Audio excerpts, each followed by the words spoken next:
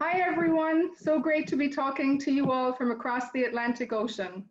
Welcome to my home on the Emerald Isle, a little cottage that my grandmother lived in on the southwest coast of Ireland. Thank you to Girls Night In Online for having me back on this fantastic platform. And thank you to my camera crew, my daughters, Zoe and Athena, who are making this connection happen from 3,000 miles away on my mobile phone. So please be understanding if there's any hiccups. So considering this unique opportunity that I have with you all, I would like to share a little of home with you before we begin baking. So please enjoy my friend and photographer, Niall Duffy's aerial footage of my mother's home place where my love of baking was born. I'm now gonna share my screen with you. Shelley, is the screen shared already? It is. Okay. When the COVID-19 pandemic hit Ireland, we were propelled into lockdown just days before my flight to New York on a private chef contract. Under the new stay-at-home restrictions, I began baking bread from my kitchen for my customers. As I continue to plan my next move with my sister Eileen, as we transition from our large seafood restaurant to a new business venture. My love of baking began growing up in a home where my mother baked every day. Today's recipe is a twist on her traditional Irish soda bread.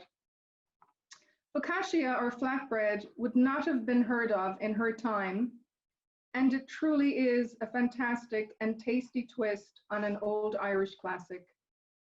During this global crisis, it is not lost on me that I am making ends meet by staying home and baking bread. I wonder what my mother would say if she could see that not only are her recipes intrinsically involved in providing for my family, but they are going virtual on Girls Night In, online, both sides of the Atlantic. On that note, we are going to begin the class. Welcome to my kitchen. Am I unmuted, Shelley? Good to go? Yeah. Yes. Okay. So, as I just said, we're baking the Irish Soda Focaccia, or Irish Soda Flatbread. This particular recipe is unbelievably easy, and where the flavors come from are the toppings. So, in my bowl, I have the 3 cups of flour. To that, I'm going to add all of the dry ingredients. So there is 1 teaspoon of baking soda, 1 teaspoon of salt, and about a tablespoon of sugar. Then I'm going to whisk all the dry ingredients so they're all mixed together.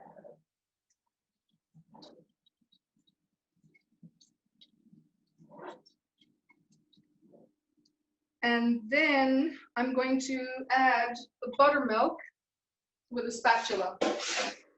So just pour it in all in one go. And I use equal amounts, 3 cups of flour to 3 cups of buttermilk. If I was making this gluten-free, I might have to use a little bit more buttermilk because the gluten-free flour really soaks up. Okay, so the trick to this is mix it very gently until it's incorporated. There's no kneading, there's not a lot of work going into this dough. You do not want to overmix it. As you can see, I'm just folding it until all of the flour is incorporated. It's a very puffy consistency, so there's lots of air bubbles in there, and I want them to stay. I want them to stay there. This recipe amazes me. The ingredients are so simple, and you are rewarded with something very special. Stay on the dough.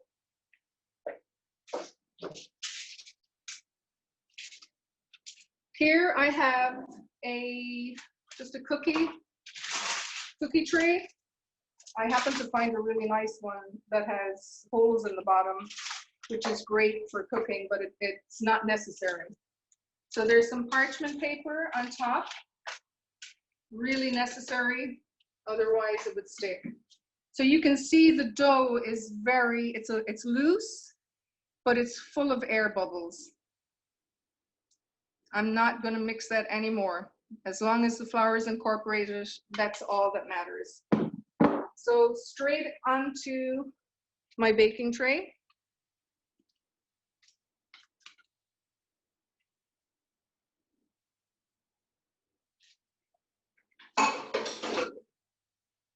And then spread it out very gently. Don't push too hard on it.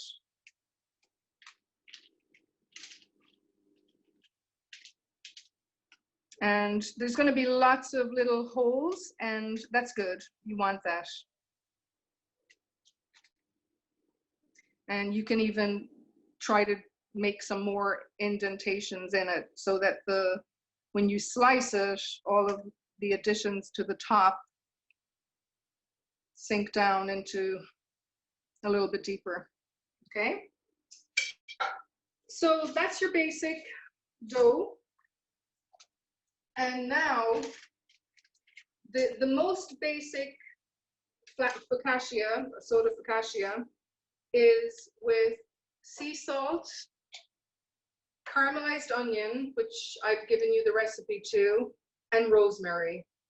For this size, exactly a teaspoon of salt is what's needed. I found a really great smoked sea salt, which is a gorgeous flavor, and it's salt flakes. So if you bite into it, I wouldn't use kosher because they're crystals. You need to find some flaky salt. So just sprinkle it on evenly all over.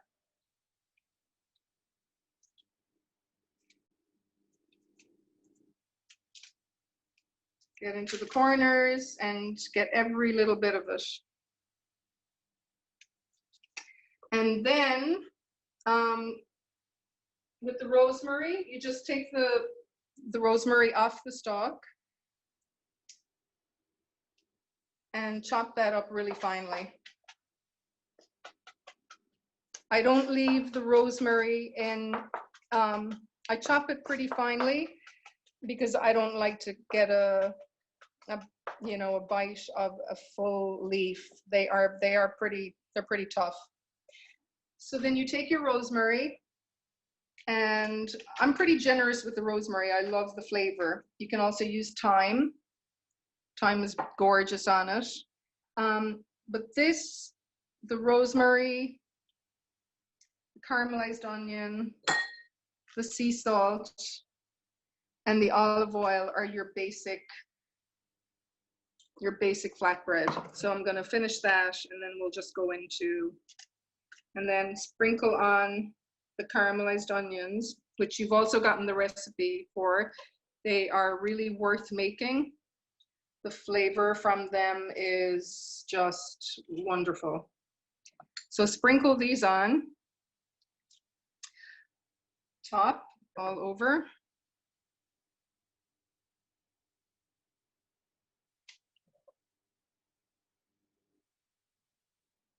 Okay, sometimes you get a little bit of onion that doesn't really cook, and I don't like those, so take those off.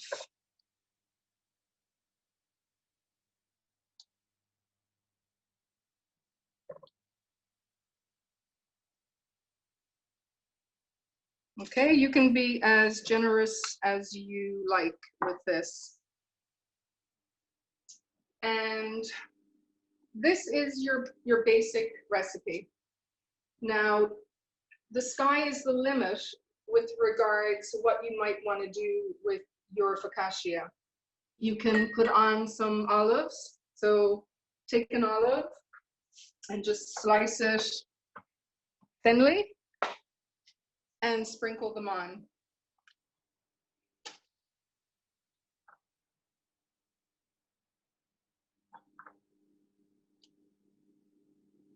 You can also use some sun-dried tomatoes, and they're easier to chop actually with a scissors. So if they're tomato halves, just use the scissors to cut them. I'm just going to do half with that. And then if I've had days where I don't have the caramelized onion done and I'm in a rush to make one, you can also, and the one I made earlier, you can use raw red onions, and my favorite instrument, the mandolin. Just make some shaved onions. Just cut them really fine. I'm not going to put the, well, actually I will, just to show you how they come out. You can be very generous with the red onion. It might look like you're putting on a lot, but they just disappear into the focaccia when you're cooking. So as I said, the sky's the limit. If something else appeals to you, then put it on. If I was going to do some cheese on here, I wait until it's baked, and then I'll add the cheese after and pop it back in the oven. So the last but not least is a very generous drizzle of olive oil. You kind of can't really do too much. Well, I haven't anyway. And that's it. Pop it in the oven. It's on a high temperature in the middle or the top for 20 minutes. I check it after 20 minutes, and sometimes it does need about 3 minutes extra.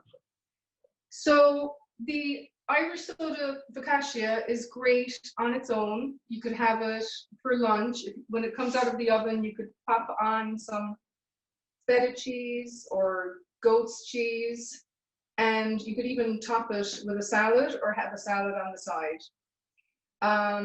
If you're having, what I love to do, if you're having an evening of entertaining when this COVID-19 is finished, and you can make a fabulous Mediterranean platter, party entertaining platter.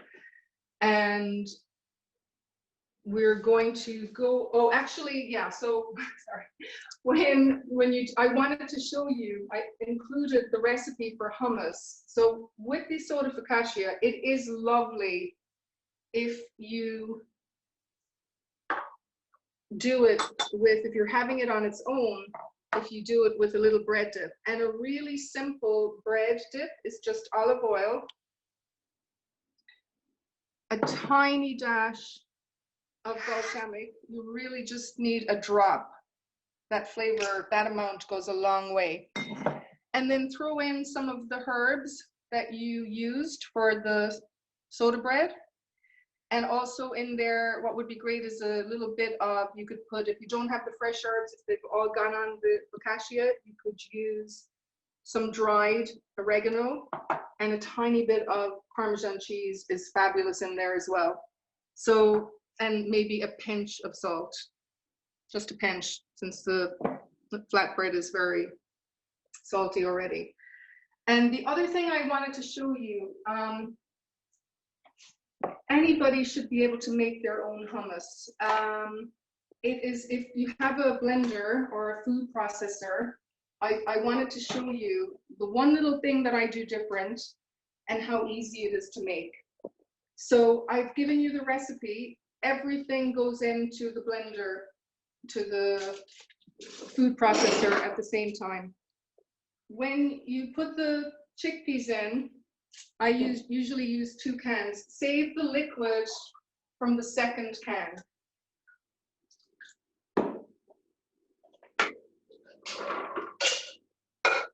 And my secret and some lemon juice. My secret to my hummus, I get a little foil packet and I put my garlic in here with a drizzle of olive oil, and I put it in the oven and roast it for about 30 to 45 minutes until it's caramelized. And it's really soft and it loses that pungent garlic. I would actually personally do up to 7 or 8 cloves of garlic in my hummus. So it's really soft, it's very sweet, and all of that strong, pungent garlic flavor is gone. That's it. Then you whip it up. I'm not going to do it right now because it's going to make a lot of noise, and I want to show you the finished product. But that's it. And then after you've blended it, use the remaining chickpea liquid to bring it to the consistency that you want. So it's unbelievably easy to make and very, very healthy, and a great thing to have in the summer for your Mediterranean food platter. So I've done just a little bit of a platter over here on the table just to show you what I'm talking about. And I have a completed Irish soda flatbread that I'm going to show you. So you want to go zoom in on that flatbread?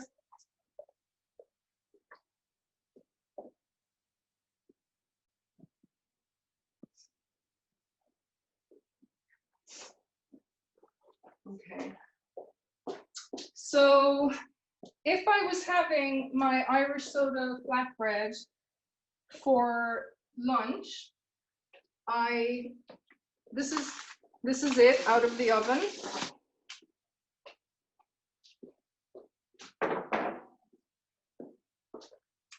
And cut it in half down the middle. Oh, this one, as you can see, I used the red onion, and I was as generous as you saw when it went in the oven. And you can see how it's sunk right into the dough, and it does not look like a lot. You could nearly do double for the flavor. So it's a wonderfully soft texture. When you dip it in the bread oil, it soaks up the flavored oil, and it's fabulous. So if I was having it, let's just say I wanted to have a little bit something extra for lunch. So I might take this piece, put it on a baking tray, and top it with my favorite cheese, which is goat cheese. I would drizzle it with a little more olive oil. You can treat it like a pizza and put your favorite toppings on. So goat cheese, fresh tomatoes, extra sun-dried tomatoes, fresh basil, anything that you feel like. Some feta cheese, some grated Parmesan, whatever strikes your fancy. And normally for a party, for a party platter, Mediterranean, the only thing really that's missing from here would be some charcuterie, but some spiced nuts, dried fruit, olives, cheese, feta cheese, Parmesan cheese, the hummus sprinkled with a little paprika. The other thing that I do with my hummus, I put a tablespoon of cumin and a tablespoon of coriander, dried, spiced, that adds a lovely flavor. And slice it up like these and put it on your platter. And let's see. And open a bottle of wine or the cocktails that you've been learning how to do on Girls' Night In, or the beautiful salads that you've been hopefully learning how to do on Girls' Night In as well. And there you have your Mediterranean Irish soda bread focaccia for an evening of entertaining. So I hope that the Irish soda focaccia that's in the oven will be done by the time I have some of the questions and answers answered, and I will take that out of the oven to show you. So now, if you want to ask some questions, I'd be happy to answer them. Okay. We have a lot of things here, so let me go back. Just so everybody knows, if anyone's having an issue with the recipe, it will come in your email that's sent after the workshop. Also included in the recipe, I believe, Máiréad, you had the hummus in there as well, right? I do. Yeah. Well, okay, first one from Veronica. Hi, Máiréad. Thank you for sharing your recipe and your kitchen. Hello from London. What flour do you use in this recipe? Hi, Veronica. Wow, from London. That's amazing. You can use self-raising flour, plain flour. It's a really, it's one of those recipes where you kind of can't go wrong as long as you have that consistency. Today I've used self-raising flour, but I still add that teaspoon of baking soda so that it reacts with the buttermilk. Okay, and she also wants to know, can you help me understand what is the difference between bread soda, baking soda, and bicarbonate of soda? Are they same? If you don't have baking soda, can you substitute it for bread soda? They're both the same thing. It's actually, I think baking soda is the term used in the States, and it's called bread soda in Ireland, and I keep forgetting that. So they're all the same. They're interchangeable. Okay. And Lisa wants to know, what about using pink Himalayan salt? Hi, Lisa. Oh my God, for the added goodness and all of the minerals, there's something like 28 minerals in Himalayan sea salt. So fabulous. Yeah, great idea. And they want to know where you got the tray with the holes in it. I can't remember. I would say if you Google cookie tray and just go through the images, you might find one. I didn't get it in a store. I know that it came from a food supplier, so I actually don't have a location for you. But I imagine if I'm ever looking for something, I usually go on Google and I not what's it called? Yeah, Google. Amazon, sorry, Amazon.com, and I normally find what I need there. They're great, and they're great for cookies as well. I think we were trying to find them. We'll see if someone's able to find one for me while we're going Great. on. Okay. What brand, Kathy wants to know, what brand is the Mandolin? Hi, Kathy. Good question. You want to focus on the food? I'm just going to have a quick look. Someone just sent me this link. I think it might be an Amazon tray that we're looking for, but I haven't had a chance to look, but I'm going to drop it. Great. Okay. This Mandolin is, can you read that? Spell it. Z-Y-L-I-S-S. Z-Y-L-I-S-S. It's plastic. If you are getting it on Amazon, that seemed to be, you would Google Japanese mandolin. It doesn't, when I had a really expensive one before. I think it cost me over 100 euros. And this one was, I think, around 20, and I actually like this one better. It does come with a little piece for, you can't really go wrong on Amazon or Bed Bath & Beyond, depending on where you are, if you're looking for, or any cooking store. I haven't really seen too many bad ones on the market. But it does come with something to protect your fingers, which I strongly advise. I've gotten into a very bad habit. So hopefully, yeah, that helps. Xylus. Plastic doesn't look like it's anything, but they're great. Okay, I think Anne asked what temperature, what temperature were you baking at, maybe? Yeah. Hi, Anne. It's at 200 degrees Irish temp, so that's about 400 in the States. Okay, hold on. A lot of people pretty high. And I would, again, check it after 20 minutes. You may need to turn it down a little bit. if it's getting too brown. It depends on your oven. Okay. Margaret's saying hello from San Jose, California. Wow, hi Margaret. That's amazing. Liliana, can I use sourdough starter? How much would I need? And should I decrease water or any other ingredient? Wow. Okay, you're great. Well done, you. The sourdough starter,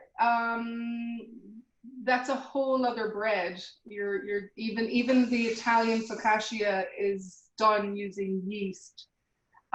So I would say, if you've got a sourdough starter, you know what you're doing.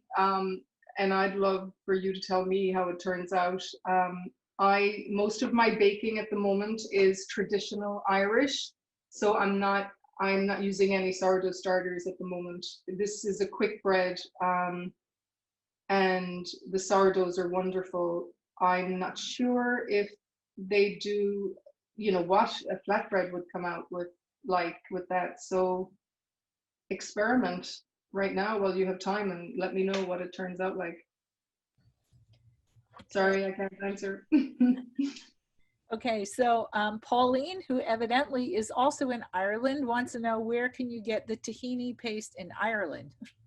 Hi, Pauline. Pauline, you can even get that in Super Value, in the health food section. You'll get it definitely in any health food store, but Super Value has it, and Dunn's has it in their health food section. It's tahini. It may not even be called paste. It's just tahini, and it's made from sesame seeds. Really healthy. So it's you can find that pretty easily. Okay, you have an entire slew of "I'm ready," "Yum," "Looks delicious," "Yummy," "Can't wait for this," "Yes, looking at cut so nicely," in a row from multiple people. And also hello from Susie, who is in Detroit, Michigan, who is loving this. So I'm wow, just in there. Wow, that's amazing to hear where everybody's from. Incredible. Fun, right? Especially when we're this far away from you. Unbelievable. Yeah.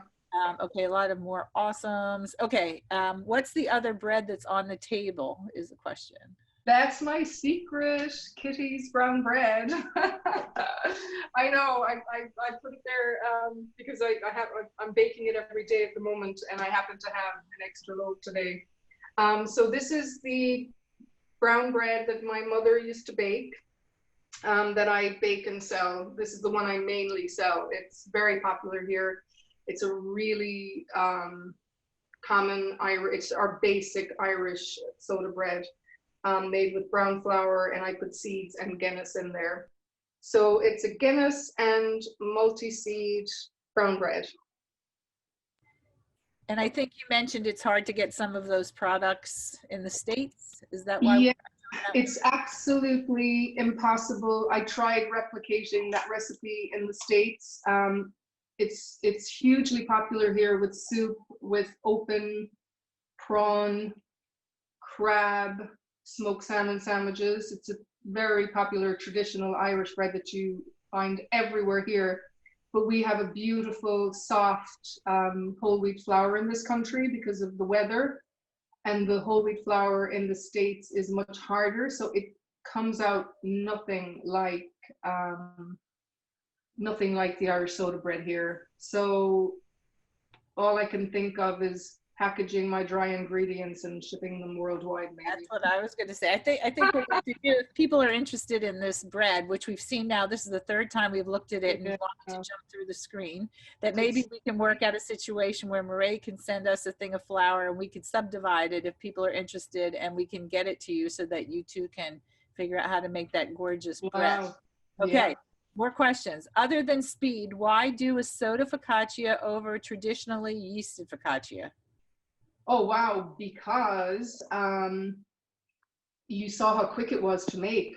If you were doing a traditional Italian, and I love Italian food, but if you were doing a traditional Italian traditional Italian focaccia, you would be using yeast. It would have to rise, I think, twice. So it would take hours longer.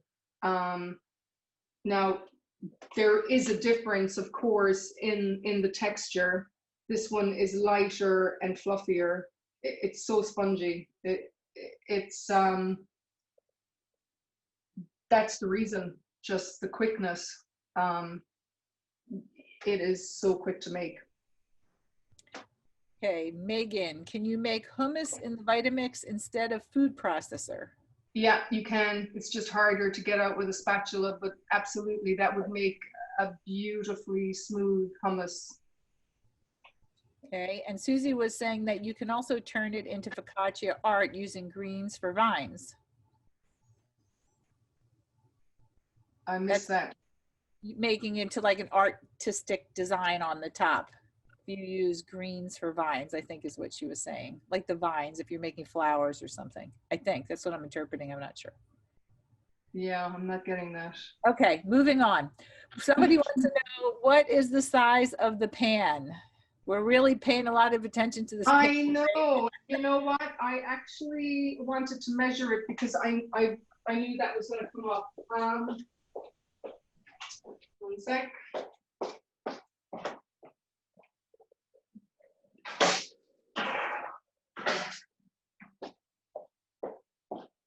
Okay, so these are standard in Ireland. So this is about 15 by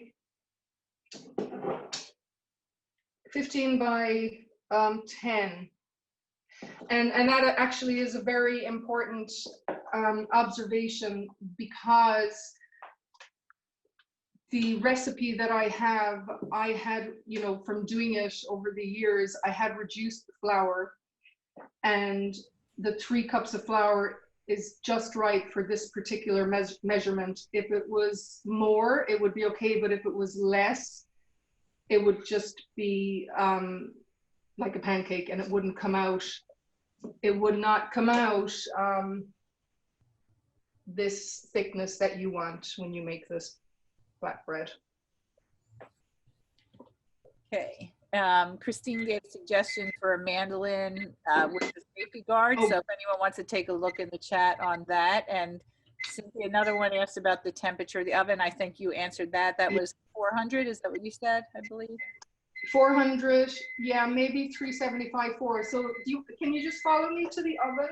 The timer's gone on. Absolutely. We don't have to even move.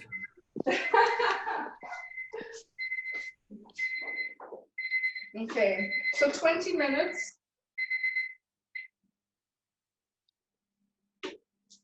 And it's at, I have actually just under 200. Oh my God, this is really young. Okay, so you basically just, with your finger, touch it, and it should spring back. In the middle, it's just a tiny bit. Yeah, no, actually, it's fine. So that was 20 minutes. It could use another minute, but I think it's okay. So you can see when you add on the extra ingredients, it's basically what you're doing is you are just putting in layers more flavor, which is amazing. I cannot say enough times how simple this is, and anyone that's had it is blown away by the flavor. And anybody can make this. So I love this with the olives, and you could put anchovies on it if you're into salty. The caramelized onion combined with the saltiness and the sweetness together is incredible. So there you go with the extra ingredients. It's amazing. So at this point, if I wanted to, you know, make a main course out of just this, I would get my goat cheese and sprinkle it on. And I would probably add some more olives and some more sun-dried and some fresh tomatoes. And I would pop it back in the oven again just for a few minutes so that the goat cheese melts a tiny little bit, and have it with a salad. Okay, great. That looks amazing. Yes, amazing. Those of us who are on the East Coast in the States, it's getting to like 20 of 5, which means everyone's stomach is probably growling like crazy. Looking at me. Okay, Kathy Grant, hi from Florida. And then Jane, does it matter whether buttermilk is cold or warm? I have found actually, now I take my buttermilk out a couple of hours before I cook.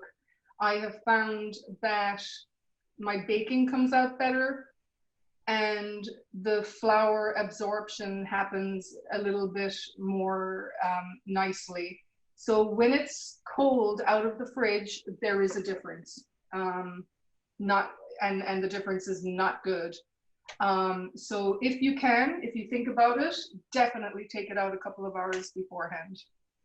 Okay, Lourdes, greeting from Chicago. She actually missed the beginning and she wants to know, are we sending the video? Lourdes, the video will be up in its entirety next week on Girls Night, gnionline.com. We always have our videos up after the fact for exactly that reason.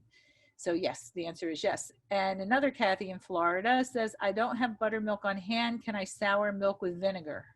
Yes, you can. You can sour it with vinegar. I usually like to use apple cider vinegar. You can use white vinegar, or even lemon juice. And it sounds like you know the ratio. I think it's a cup to a teaspoon. I'd have to look that up actually again, but you can look up what is the ratio for 1 cup of milk to the vinegar or the lemon juice. And by the way, you can also, if you're vegan, you can also do that. You can culture or sour coconut milk in the same way, or almond milk by doing the same thing. And you leave it for just 10 or 15 minutes, that's it. And then you'll have the same reaction between the baking soda and the soured liquid. Okay, and I know you can't see these screens, so I'm just going to throw this one in too. You have a Christine who says hello to Máiréad, Kieran, Eileen from Richmond, Virginia. So hi, Christine. Oh, Christine, everybody has a cooking school in Virginia, Mise en Place. So hi there. Hope you're doing well. There you are. Okay, so hello from Atlanta. Georgia says, Sophie, what's your Instagram handle? You have Instagram. I do. It's Kitty's Brown Bread. Kittys Brown Bread. And hey, Sophie. Okay, I'm putting it in the, just give me 1 second, multitasking here. I'm just sticking this in case anybody missed it. There we go. That's her Instagram handle. All right, and hold on, now I lost her. I was in the chat. Kim, thank you for this class. Hello from Chicago. Carol, Chico, California. Megan, Charleston, South Carolina. Okay, we got a Pauline who loves that brown bread, and Erie, Pennsylvania. Mary saying hello. We're seeing a lot of people who can vouch for this brown bread. I see. We have Diane, San Luis Obispo. I can't even say it. You know how to say it. California says hello. All right. Yes, they want to do the flour. We'll have to work that out, I guess, Máiréad. You have a lot of people here that are really wow. Flour. And then I'm just looking. Okay. Shilpa, in dipping along with olive oil, what is used? In the dipping oil? I think she must mean that. Let me see. I can unmute her. Wait, did she answer in the dipping oil? I don't know. Yeah, I would guess that's what she means. Yeah, it's the dash of balsamic vinegar and some herbs, anything you like, either dried Italian or dried oregano, the fresh herbs that you use for the focaccia, and some Parmesan is lovely in there too, and a little bit of the flaked sea salt. Okay, another hello, Lisa, New York, Hudson near West Point. Wow. Yes, you can watch. Carol wants to know again, can you watch this later? Yes, you can. It'll be online next week. Lisa, loving this from Detroit, Michigan, by the way, Brooklyn, New York. Amazing. Wow. Lisa, can you warm buttermilk in the microwave right before using? I wouldn't.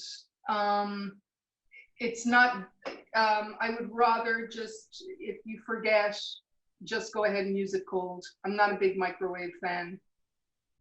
So if you forget to take it out and it's not room temperature, just go ahead and use it. Okay, and this is, it looks like we're getting to the end. Here we go. Aaliyah, I think she says, from New Jersey. How much coconut or almond milk for a vegan? Is it the same as buttermilk? I would do the same amount.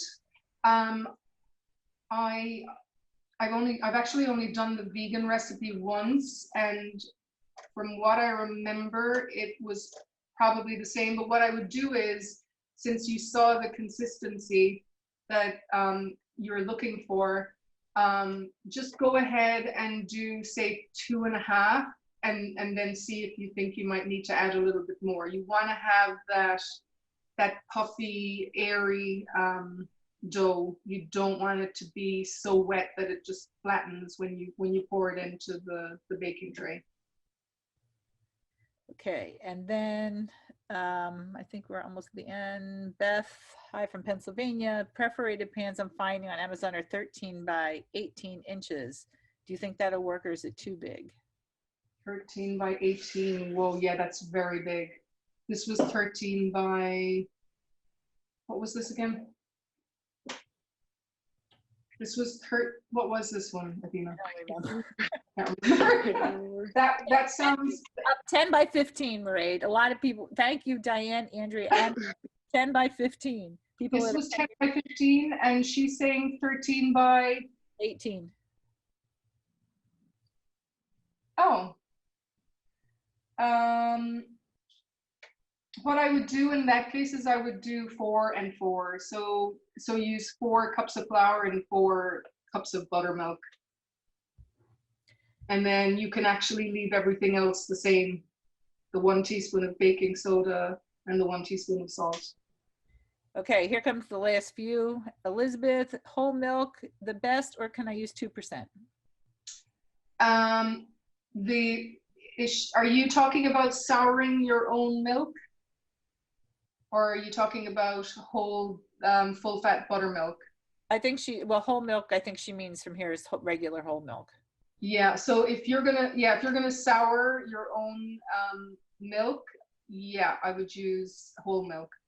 So I think that you have a definite group here with the brown bread, and I have a feeling if you guys are interested, you can give a big yes in the chat, because I think we're gonna definitely need to have Chef Máiréad back again. And thank you all so much for coming to Girls Night In online.